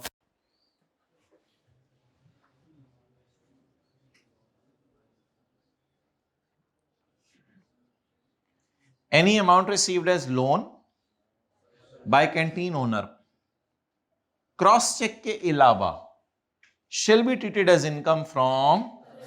चलें एक आधा मिनट लगा के आप हजरात इस फिक्रे को याद करें, बाकी 3 बुलेट छोड़ दें, लेकिन पूरा फिक्रा याद करें। ये वाले 3 बुलेट अभी छोड़ दें, पहले येलो वाला याद कर लें एक आधा मिनट लगा के। ये येलो वाला जरूर हाईलाइट किया करें ताकि आपको सेक्शन की मेन थीम याद रहे। है हाईलाइटर पे देखें, छोटे भाई का ले आया करें बता के। ठीक है भाई, बैग किधर है? कल से इंशाल्लाह।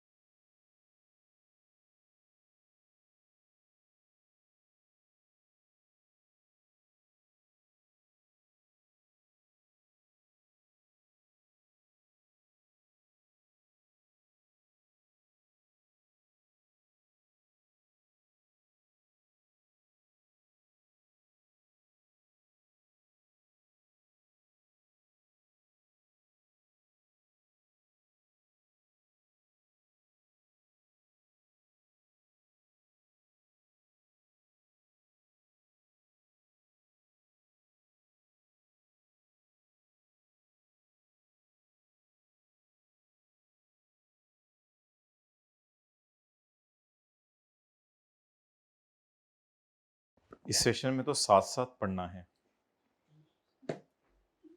ऐसा ही है ना? यही सोचा था ना? था, है, था, था, था, है, था। एनी अमाउंट रिसीव्ड एज उधार, एनी अमाउंट रिसीव्ड एज उधार। तो आज के बाद आप कोई भी घर में किसी को उधार पकड़ा रहा हो, आपने फोन बीच में जम मार के cross cheque. Any amount received as उधार by a canteen owner, otherwise than by, is chargeable under the head income from other source. Any amount received as loan by a person in a tax year from another person, otherwise than by cross check। अच्छा, cross check किसी से भी आप ले सकते हैं, उसमें आगे उसने नहीं लिखा एनटीएन नॉट एनटीएन। तो आपको पता था क्रॉस चेक एनटीएन वाले से भी क्रॉस चेक में ले सकते हैं और नॉट एनटीएन वाले से भी, इसलिए आगे उसने कुछ नहीं लिखा यहां पे। लेकिन इधर उसने क्या लिखा है? बैंकिंग चैनल से लोन सिर्फ किससे ले सकते हैं? जिसका एनटीएन है। और डिजिटल मीन से भी किससे ले सकते हैं? जिसका एनटीएन है।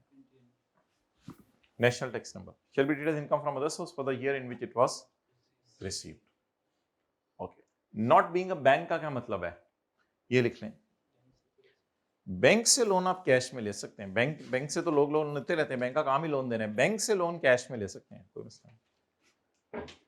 बैंक से लोन कैश में ले सकते हैं?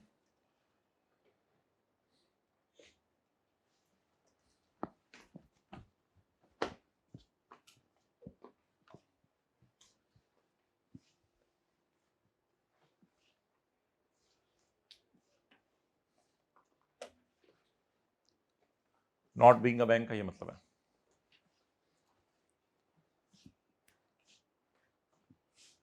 चलें जी, अब हम गिफ्ट की तरफ चलते हैं। अच्छा, गिफ्ट अब इन काइंड नहीं, गिफ्ट इन काइंड नहीं, गिफ्ट अब किस फॉर्म में होगा? कैश के फॉर्म में। गिफ्ट किस फॉर्म में होगा? अगर आप जिंदगी के किसी मोड़ पे किसी को क्या दें? गिफ्ट दें। किस फॉर्म में? कैश की फॉर्म में। तो अगर कैश की फॉर्म में आप किसी को गिफ्ट दें, जिसको आप रोकड़ा कहते हैं, पैसे कहते हैं, कायदे आजम की टोपी वाली तस्वीर कहते हैं, जो भी आप इसका नाम रखते हैं, अगर आप किसी को कैश की फॉर्म में लोन दें, गिफ्ट दें, तो भी वही रूल हैं जो आपने थोड़ी देर पहले पढ़े थे। आपने उसको गिफ्ट किस फॉर्म में देना है? अगर आपके पास एनटीएन है तो आप कैसे उसको गिफ्ट दे दें पैसे? क्रॉस चेक बना के उसे कहें, भाई मैं आपको 20,000 रुपया गिफ्ट देना चाह रहा हूं। एनवलप पैटर्न और ट्रेंड खत्म करें, क्योंकि एनवलप में पड़ा होता है कैश। ओके गाय, तो एनवलप में कैश पड़ा होता है, इसलिए ये जो लिफाफे में डाल के, ये जो बुक शॉप पे लिफाफे मिलते हैं ना, इसको खत्म करें। और ये ट्रेंड कहता है मुझे पाकिस्तान में जो चल पड़े बिल्कुल पसंद नहीं है। असल में इससे पता नहीं चलता ना किसने किसको लिफाफे में डाल के क्या दिया, इससे पता नहीं चलता। तो इससे पता नहीं चलता कि क्या हो रहा है, इस वजह से ये ट्रेंड पाकिस्तान में उसने डिस्करेज किया है। और आपने अगर किसी को गिफ्ट देना है, अब आपके घर वाले दे रहे हैं एक दूसरे को और हुकूमत को नहीं बता रहे, तो उससे हमें क्या कंसर्न। अच्छा, अस्सलाम वालेकुम।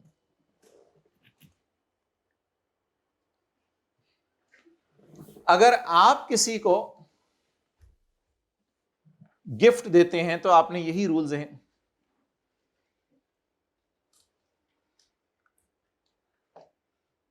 क्या कह रहे थे?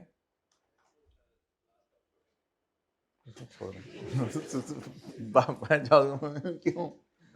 जाओ दे ना, पूछो क्यों इस तरह प्यार से, बेटा क्यों क्यों? चलो रहने दो, आजकल लोग बुरा भी बना जाते हैं। बैठ जाओ, चलो पूछ लो जाके, हौसले ना बनाए बुरा। अच्छा, अगर आपने किसी को जिंदगी के किसी मोड़ पे क्या देना है? गिफ्ट देना है, तो yes you can give him gift. Cash gift आप उसको दे सकते हैं, लेकिन कैश गिफ्ट से मतलब ये ना समझिएगा कैश, कैश गिफ्ट से मुराद है you want to give him money, आप उसको पैसे देना चाहते हैं। कैश गिफ्ट से क्या मुराद है? आप उसको, आप पैसे देने का तरीका यह है कि उसको क्रॉस चेक से दे दें, बैंकिंग चैनल से दे दें, डिजिटल मींस से दे दें। और अगर आपके पास एनटीएन नहीं है, यानी आप दादी अम्मा हैं, आपके पास एनटीएन, तो आप उसे फिर क्या करें? क्रॉस चेक से दें। तो yes you can give gifts to other persons but not in cash form. If you want to give cash, you can give cash through cross check. If you want to give cash, you can give cash through banking channel. If you want to give cash, you can give cash through digital means. If you want to give cash and you're not holding NTN, you must give him cash in the form of cross check. But you should not give the cash in the form of cash. ये बोले साथ वाले के कान में, you should not give him cash in the form of cash. You can't hand him over the rokda, the notes. You can't give him the notes. You have to give him, I will say, no, you have to give him cash. You can give him cash in these modes. इस तरीके से आप उसको cash दे सकते हैं। Okay, ये वो तरीके हैं जिससे आप उसको कैश दे सकते हैं।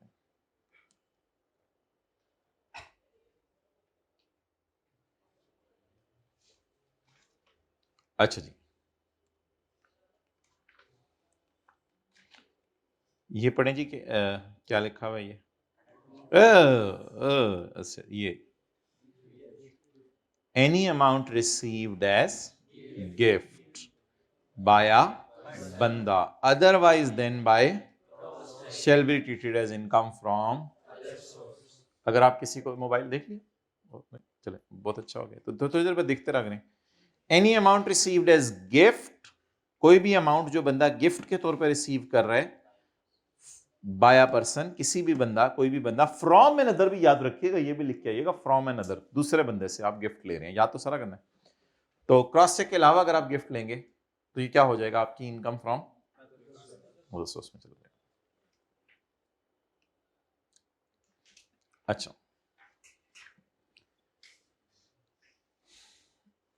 अच्छा ये जो यहाँ पे ना रिलेटिव नॉन रिलेटिव नहीं देखा जाएगा। अगर आप किसी को पैसे देना चाहते हैं ना तो रिलेटिव नॉन रिलेटिव नहीं देखा जाएगा।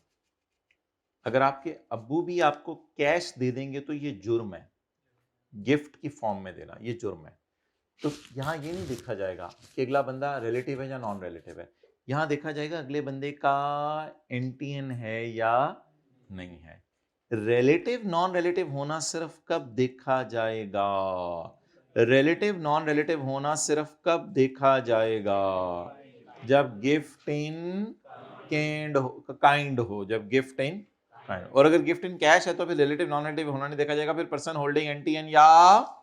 बहरहाल हमने ये डायग्राम इधर भी बनाई हुई है कि क्रॉस चेक से बैंकिंग चैनल से if a person is holding NTN, if a person okay. अब इस डायग्राम की जरूरत नहीं रही क्योंकि वो अगले सफे पे एक प्रॉपर डायग्राम बन गई है। ओके,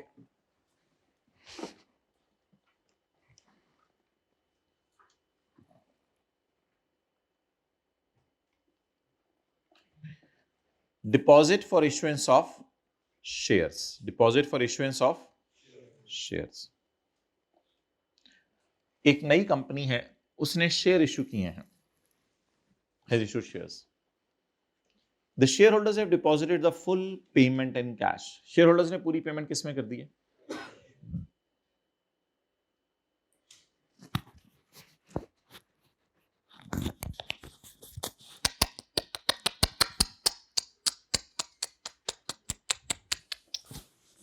थोड़ी देर अफसोस कर लो।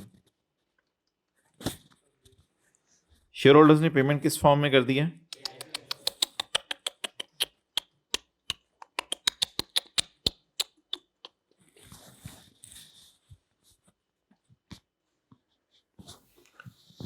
याद रखिएगा अगर कभी शेयर होल्डर घर से पैसा लाएं तो उनको कहिएगा कैश की फॉर्म में ना लाएं।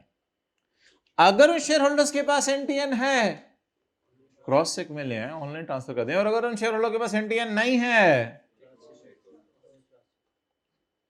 मेरे ख्याल से बेचारी कंपनी को ये एंट्री करनी पड़ी है, cash debit share capital credit. बल्कि आपने इंट्रो की क्लास में खाली लफ्ज पढ़ा होगा कैपिटल क्रेडिट। जब बिजनेस शुरू होता था क्या एंट्री होती थी, कैश डेबिट कैपिटल क्रेडिट। ये कैश में नहीं, अगर बैंक डेबिट हो और साडा कैश लै गए तुसी, अगर बैंक डेबिट होता फिर ठीक है, लेकिन अभी कंपनी ने पैसा किस फॉर्म में मांग लिया। अब हुकूमत को पता ही नहीं चल रहा कौन सा बंदा कितना पैसा लाया था। अगर बैंक से होता तो हुकूमत को पता चलता किसके बैंक अकाउंट से कंपनी के बैंक अकाउंट में पैसे गए हैं। Sorry, try to be professional in studies. Okay guys, we are professional students. What we were studying that Anil Knox company has issued shares. Shareholder ने सारे पैसे किस फॉर्म में दे दिए। Amount received from shareholders is chargeable under the head income from in the hands of company के हाथों में ये कहां चला जाएगा, क्योंकि कंपनी की क्या मजाल के पैसे किस फॉर्म में ले, कैश की फॉर्म में ले। मोहतरम इसको हाईलाइट कर लें और इसको हाईलाइट करके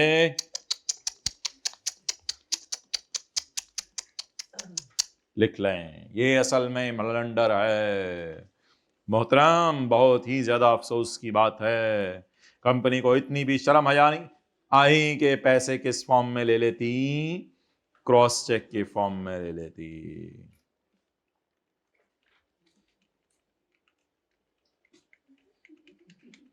So very alarming. This is a very alarming story. This.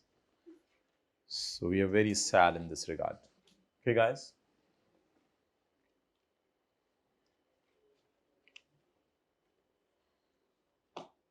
Entry लिख ली, मैं लिख देता हूँ आगे। कुछ बच्चे हैं आजकल के, जी जी सर आए, आजकल ऐसे भी बच्चे आ रहे हैं मार्केट में, बता रहा हूँ आ रहे हैं।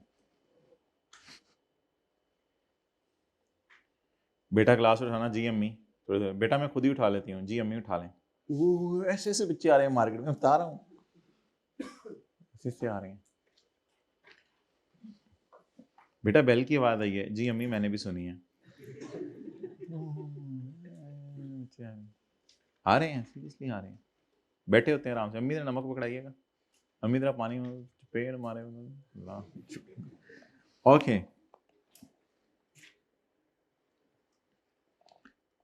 तो ये सजा किस वजह से मिली है? कि आपने किस फॉर्म में लिए हैं पैसे? कैश की फॉर्म में मिले हैं। अच्छा जी, अब हमारा है अगला पॉइंट एडवांस। अब हमारा अगला पॉइंट क्या है? एडवांस।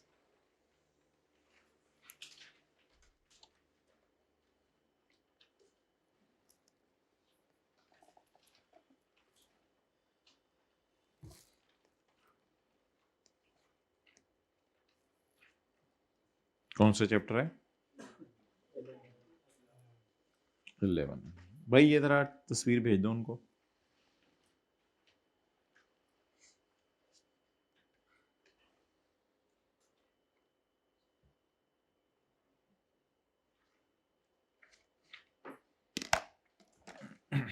एडवांस।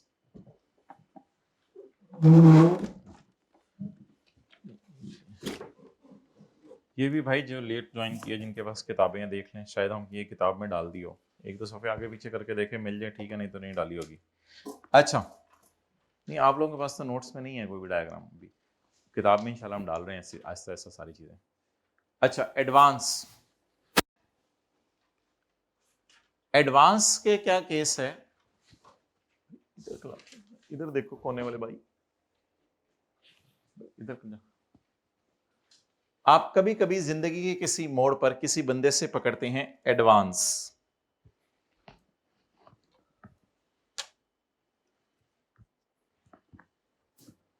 दुकानदार है, आपने उसको कहा भाई चीनी शॉर्ट हुई है, उसने कहा मुझे भी पता है, तो आपने कहा मुझे चाहिए ना, कहते चलो मैं तुम्हारे लिए अरेंज कर देता हूं, तो मुझे पैसे दे जो एडवांस। आपने दुकानदार को पैसे दे दिए एडवांस में, तो पैसे किसको मिले एडवांस में? दुकानदार को, क्योंकि उसने आपको क्या चीज बेचनी थी? चीजें बेचनी थी, गुड्स बेचनी थी, फॉर रेंडरिंग ऑफ सर्विस। आप लॉयर के पास गए, आपने लॉयर को कहा कि मेरी क्लास में 7 वाला बच्चा बैठा था, उसने मुझे छेड़ा है, मेरी ना ऐसी चिंटी काटी है, तो मैं उसके खिलाफ केस कर रहा हूँ। उसने कहा ज़्यादा हो जाएगी, आपने कहा कर केस, देखी जाएगी।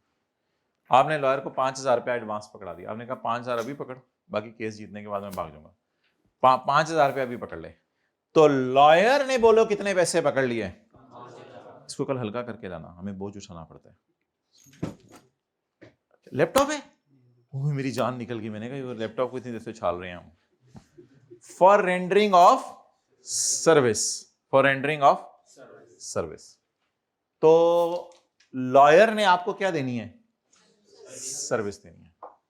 इसी तरह आप बड़े थके हुए थे, तो आपने किसी बंदे को कहा कि यार ये मगरिब की नमाज के बाद ना आना, जरा मेरे सर पे मालिश कर देना, मैंने कहा पाइजन एडवांस। आपने उसको 100 रुपया पकड़ाया, वो सर्विस देने शाम को आएगा। तो ये जो एडवांस आपने उसको दिया, ये किस लिए दिया? उसने आपको गुड्स देनी है, उसने आपको क्या देनी है? सर्विस, मालिशिंग सर्विस देनी है। लेकिन कई दफा एडवांस दुकानदार को इसलिए भी आप देते हैं कि वो दुकानदार आपको एक ही वक्त में चीजें भी बेच रहा होता है और साथ ही आपको सर्विसेज भी दे रहा होता है। जैसे आपको एसी भी बेच रहा है और एसी इंस्टॉल करके भी दे रहा है, जैसे आपको तेल भी बेच रहा है और साथ मालिश भी कर रहा है। तो एक ही वक्त में वो सेल ऑफ गुड्स भी कर रहा होता है और एक ही वक्त में रेंडरिंग ऑफ सर्विसेज भी कर रहा होता है। कई कॉन्ट्रैक्ट ऐसे होते हैं जिसमें एक ही वक्त में आपको घर भी बना के दे रहा होता है अगला बंदा, और उसका मैप भी बना के दे रहा होता है। वो घर भी बना के दे रहा होता है, मैप भी। तो कई एडवांसेस ऐसे हैं जिसमें एक ही वक्त में दुकानदार आपको for sale of advance receive कर रहे हैं, दुकानदार advance received for sale of goods.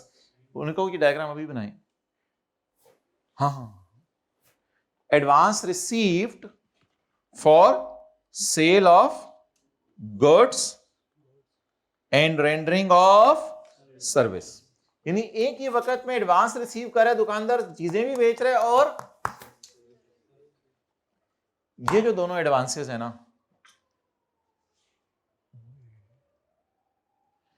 ये हमारा लॉ कहता है इन पे सेक्शन 39(3) नहीं लगता। मतलब these payments can be made in, ये पेमेंट्स आप कैश में करते हैं, कोई मसला नहीं। दुकानदार को आप जाते जाते यार 100 रुपया पड़ गया, रात को जो है वो 100 दाने चीनी के दे जाना मेरे घर, तो आपने इसको 100 रुपया पकड़ा दिया, तो ये एडवांस किस में दिया जा सकता है? कैश में दिया जा सकता है। कॉलेज वाले क्या कर रहे हैं? चीजें बेच रही हैं, सर्विसेज दे रही हैं। आपने उनको जो पैसे दिए थे, एडवांस दिए थे, क्लासें शुरू होने से पहले दिए थे, और दिए थे प्री रजिस्ट्रेशन, किस फॉर्म में दिए थे? कोई मसला नहीं, कोई मसला नहीं, क्योंकि कॉलेज वालों ने हमारे, सॉरी कॉलेज वालों ने आपको सर्विसेज देनी है ना, तो सर्विस के केस में क्या होगा? कैश में भी पेमेंट हो सकती है। लेकिन अगर एक ही वक्त में कोई बंदा सेल ऑफ गुड्स भी कर रहा हो और रेंडरिंग ऑफ, तो फिर ऐसी सूरत में आपने क्या करना है? ऐसी सूरत में उसने कंस्ट्रक्शन मटेरियल भी आपको बेचा, और ऐसी सूरत में section 39(3) will apply, apply, apply. ऐसी सूरत में सेक्शन 39(3) लगेगा। इसका मतलब क्या है? एक्सेलेंट। अब कैश में पेमेंट नहीं हो सकती। अब जिससे आप घर बनवा रहे हैं, जिससे आप घर बनवा रहे हैं, अब उसको चाहिए कि आपको किस फॉर्म में पेमेंट करे, सॉरी, आप जिससे घर बनवा रहे हैं, आप उसको किस फॉर्म में पेमेंट करें। अगर आपके पास एनटीएन है तो वही वाले 3 रूल्स, और अगर आपके पास एनटीएन तो फिर, तो इसका मतलब है एडवांसेस के केस में थोड़ी सी रिलैक्सेशन है। अब जरा पहले सारा रिवाइज करते हैं, फिर आगे चलते हैं। अगर आप किसी को लोन दें तो सेक्शन 39(3) लगेगा। लगेगा का मतलब है वो रूल जो सिखाया है वो लगाएंगे। अगर आप किसी को पैसे दे जेब से निकाल के, तो बेहतर है पैसे ना दें, चेक वगैरह दें, वो रूल लगेगा। अगर आप कंपनी के शेयर होल्डर हैं और कंपनी शुरू होने लगी और कंपनी को पैसा दे रहे हैं, वो तो कैपिटल होता है, वो वापस करना होता है सॉर्ट ऑफ, जब कभी कारोबार बंद हो, लेकिन वो भी कंपनी के इनकम में चला जाएगा अगर आपने वो किस फॉर्म में दिया है, यानी सेक्शन 39(3) को वायलेट करके दिया। लेकिन अगर अपने छोटे मोटे दुकानदारों को आते जाते पैसे पकड़ा दें, यार ये पैसे पकड़ो, शाम का घी का डब्बा दे जाना मेरे घर। अगर आप कॉलेज वालों को कहते हैं ये 2000 पकड़ो, जरा मैं पेपर दे के आया, उसके बाद क्लासें शुरू करवा देना। अगर आप इतने छोटे मोटे एडवांस देते रहते हैं लोगों को, चाहे वो अमाउंट मिलियंस में, उससे भी कोई फर्क नहीं पड़ता, अमाउंट से कोई फर्क नहीं पड़ता। अगर आप ये छोटे मोटे पैसे देते रहते हैं लोगों को, छोटे मोटे एडवांस देते रहते हैं, तो आपने 2 मिलियन किसी को पकड़ा दिया, यार वो बाद में गाड़ी दे जाना मुझे, आपने होंडा एटलस कार को कहा ये पकड़ो 1 करोड़ रुपया, मुझे 2 दिनों बाद 4 दिनों बाद गाड़ी चाहिए, तो कोई मसला नहीं, ये सेल ऑफ गुड्स हो रही है। सेल ऑफ गुड्स में कैश ट्रांजैक्शन की इजाजत है, क्योंकि वरना इस तरह बिजनेस करना लोगों के लिए बहुत मुश्किल हो जाना था, तो इसलिए उसने थोड़ी बहुत इजाजत दे दी। तो अगर आप एडवांस में किसी को पैसे पकड़ाएं तो यस यू कैन पकड़ा दे हिम पैसे इन एडवांस, नो प्रॉब्लम, आप कैश में दे दें। इन दोनों में तो हमें फिर खुशी होनी चाहिए ना, रिलैक्सेशन अवेलेबल है। क्या रिलैक्सेशन अवेलेबल है? सेक्शन 39(3) तो बड़ा भयानक था, वो कहता था कि चीजें अदर सोर्स में लेके जाओ। सेक्शन 39(3) जो भी हम पढ़े हैं सुबह से बार बार लोन, ये उसमें आखिरी लाइन लिखी हुई है, इस chargeable under that income from other source. तो 39(3) तो बड़ा भयानक है, कहते हैं इनकम में डालो, लेकिन 39(3) विल नॉट अप्लाई का क्या मतलब है? रिलैक्सेशन है, यानी ये पैसे इनकम में, these payments can even be made in, these payments can be made in cash as well। लेकिन अगर आप एक ही वक्त में एक बंदे को चीजें भी बेच रहे हैं और, तो फिर ऐसी सूरत में सेक्शन 39(3) अप्लाई होगा। अब इसकी तस्वीर खींच लें, ये या फिर यूट्यूब से लेक्चर ले लीजिएगा, जो भी आपने करना हो। किताब में इंशाल्लाह उम्मीद है ये भी डायग्राम डाल देंगे।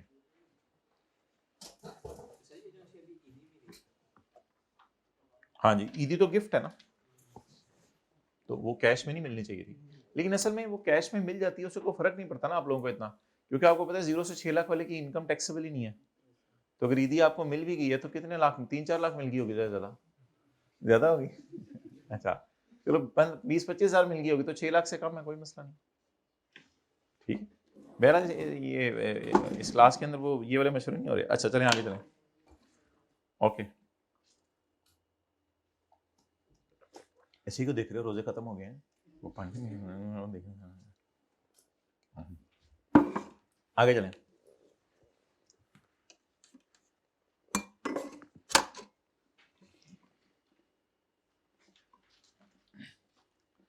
अच्छा, अब इसको ज़रा देख लें, पढ़ लें, समझ लें। आज तो हमारी ब्रेक लग गई है, आज तो हमने कोई थ्योरी पढ़ी नहीं। ये प्रिंसिपल रूम है साथ इसके बिल्कुल बैक में ना, प्रिंसिपल रूम है, उस जाके एप्लीकेशन दें, उनको कहें ये आज हमें थ्योरी नहीं पढ़ाई, याद क्या करेंगे घर जाके हम। ये ज़रा आपको टीचर को समझाएं, थोड़ा पढ़ा के भेजा करें घर में, वो घर में जाके पढ़ने के लिए भी कुछ हो। ठीक है, ये 2-4 बंदे ना एप्लीकेशन लेके भी जाएँ क्लास के बाद कि ज़रा हमें थोड़ा सा पढ़ाया करें। ये इस तरह शुगर लगा के बुलाते हैं और बस हल्का फुल्का करा के भेज देते हैं घर, घर जाके कुछ पढ़ने को भी नहीं होता। कौन कौन चला जाएगा क्लास के बाद? अच्छा, एप्लीकेशन फॉर्म दिल से मिलेगा। पॉइंट नंबर 3, एनी अमाउंट, ओ बोलो, any amount received as loan और रिसीव्ड एज, लेकिन ये एडवांस कौन सा वाला, ये मैं आपको आज बताने लगा हूं। मैंने इधर इसलिए नहीं डाला हुआ कि लॉ में नहीं लिखा हुआ, इसकी एक्सेप्शन अगले सफ़े पे है। ये मैं आपको बता रहा हूँ इस एडवांस से कौन सा वाला मुराद है। इस एडवांस से मुराद खाली सेल ऑफ गुड्स वाला एडवांस नहीं है। वॉल्वो से निकाल के इस एडवांस से मुराद खाली रेंडरिंग ऑफ सर्विसेज वाला एडवांस नहीं है। इस एडवांस से मुराद सिर्फ वो वाला एडवांस है जिसमें आप सेल ऑफ गुड्स भी कर रहे हो एंड रेंडरिंग ऑफ सर्विसेज भी कर रहे हो एक ही वक्त के अंदर। आप सेल ऑफ गुड्स भी कर रहे हैं, रेंडरिंग ऑफ सर्विस भी कर रहे हैं।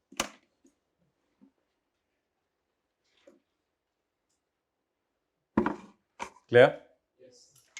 लिख लिया आप लोगों ने ये? मेहरबानी। Sale of goods and rendering of service. ये लटकाया हुआ है एक डंडा अपने कमरे में आपने? अच्छा, छोटे भाई के लिए sale of good and rendering of service. Ji,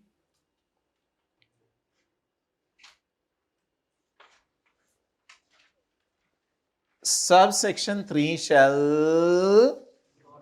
not apply. अगला सफा, सब section 3 shall not apply.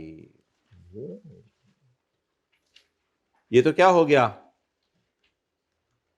Relaxation होगी टैक्स पेयर के लिए। मौजा ही मौजा, अकल नहीं, सॉरी, ये तो रिलैक्सेशन होगी ना टैक्स पेयर के लिए। Section 3 shall not apply. Tax payer सुन ले तू, तेरे पे सेक्शन 39 का 3 नहीं लागेगा अगर दुकानदार तुझे एडवांस मिला क्योंकि तूने उसको चीनी बेचनी है, या और नहीं, या बोले, या फेल्ट, ये कराऊं? फेल्ट? ओके, तो subsection 3 shall not apply to an advance for sale of goods or rendering of service। तो लिखें, अगर सेल ऑफ गुड या सर्विस के लिए एडवांस दें तो वो कैश में दे सकते हैं। अगर सेल ऑफ गुड या सर्विसेज के लिए कैश दें, अगर सेल ऑफ गुड्स या सर्विसेज के लिए एडवांस दें, या और या अगर सेल ऑफ गुड्स या रेंडरिंग ऑफ सर्विस के लिए एडवांस दें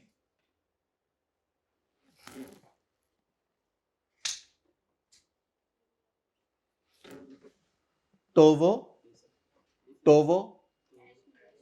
कैश में दे सकते हैं, तो वो कैश में दे सकते हैं, तो वो कैश में दे सकते हैं। कितनी देर वॉक करते हैं आप लोग रोजाना? 45 मिनट। इसको ऐसा ऐसा काम करें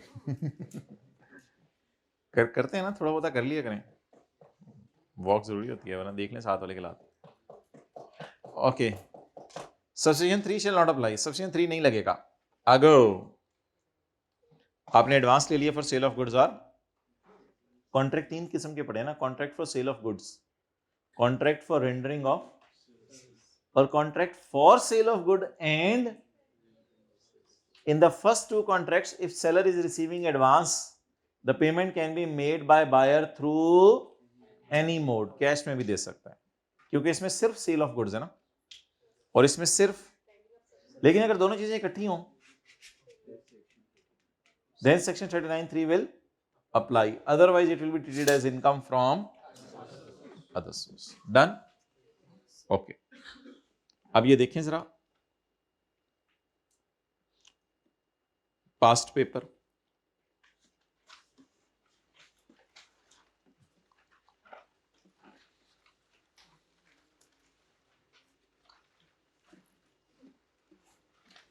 question number 4,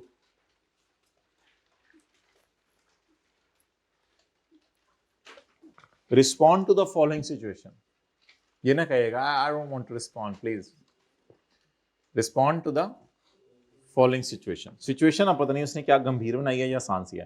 under the provisions of income tax ordinance 2001, income tax ordinance 2001 की बत्ती में आपने इसका जवाब देना है। ड्यूरिंग द टैक्स ईयर 2020 के साल में सादिक को एक फ्लैट मिला है, गिफ्ट, फ्लैट गिफ्ट मिल गया, अल्लाह अकबर, अल्लाह अकबर, as a gift from his दोस्त मुमताज अलवी। मुमताज तुम मेरे लिए क्या लाए हो? मैं तुम्हारे लिए फ्लैट लाया हूं।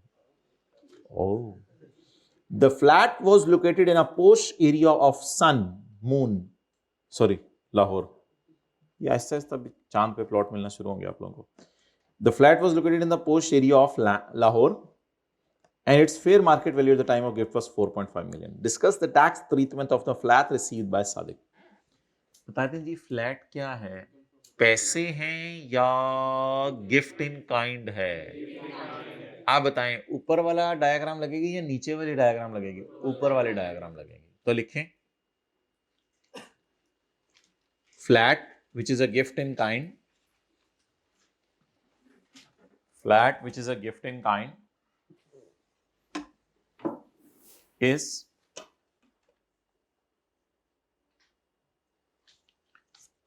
received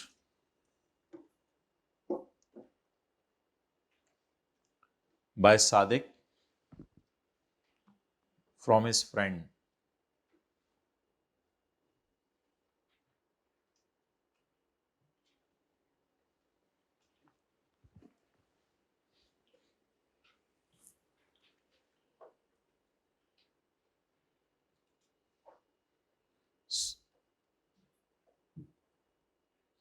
जी कितना लिखे, क्या लिखे?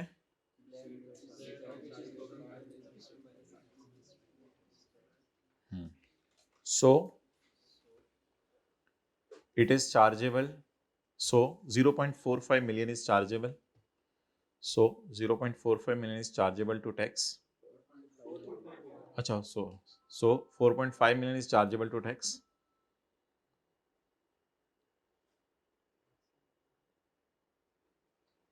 Under the head income from other source, because Mumtaz Alvi is not our relative, because Mumtaz Alvi is not our relative.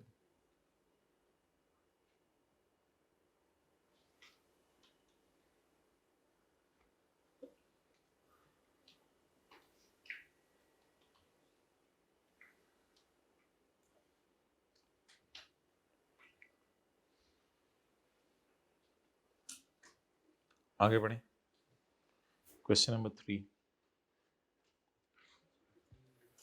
Mister Anil is constructing, mister Anil अपना क्या बना रहा है? घर बना रहा है। And for the purpose of meeting the construction expenses, उसके पास पैसे खत्म हो गए। He intends to take a personal loan, वो एक लोन लेना चाहता है 5 लाख का कामरान से।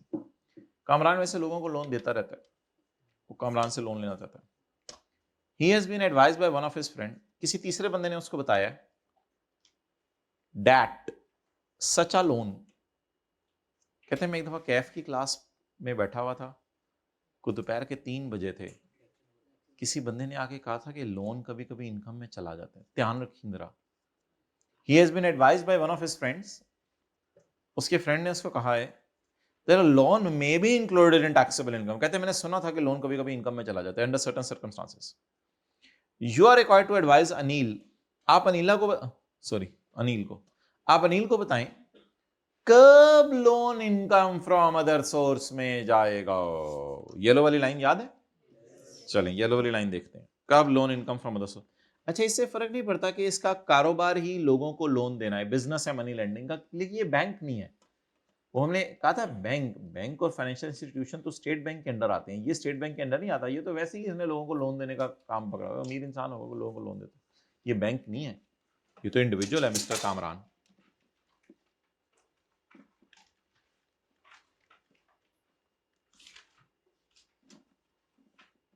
तो लिखें any amount received as loan, पहले ये लिखें any amount received as loan by Anil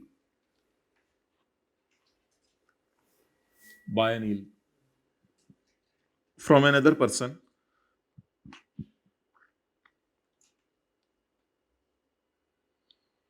by Anil from another person के साथ ब्रैकेट में मुमताज नहीं, सॉरी वो अदर पर्सन कौन है?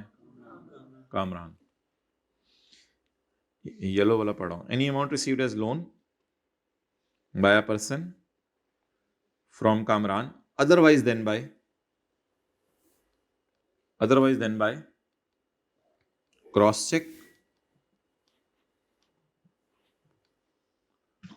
ड्रॉन ऑन बैंक और बैंकिंग चैनल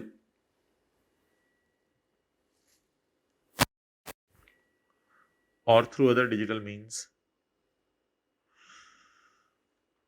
बैंकिंग चैनल और through other digital means from a person holding NTM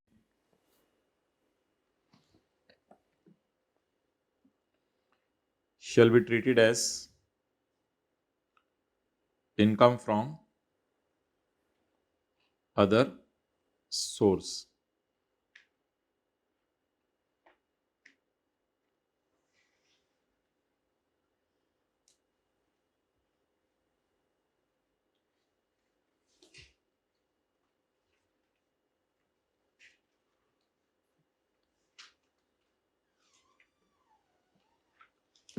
अच्छा, therefore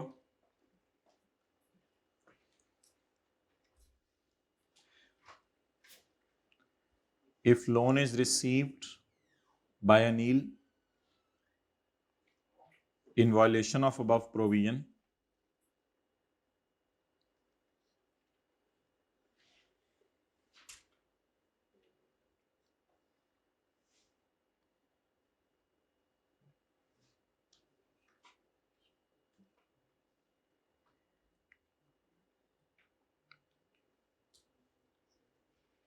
then it will be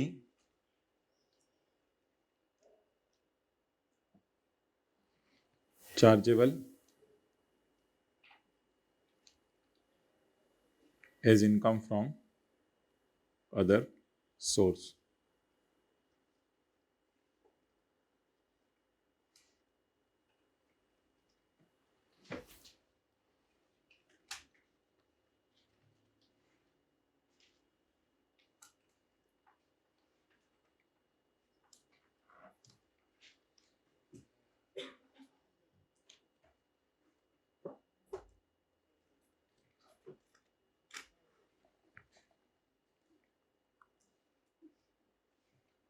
ठीक है, चलें।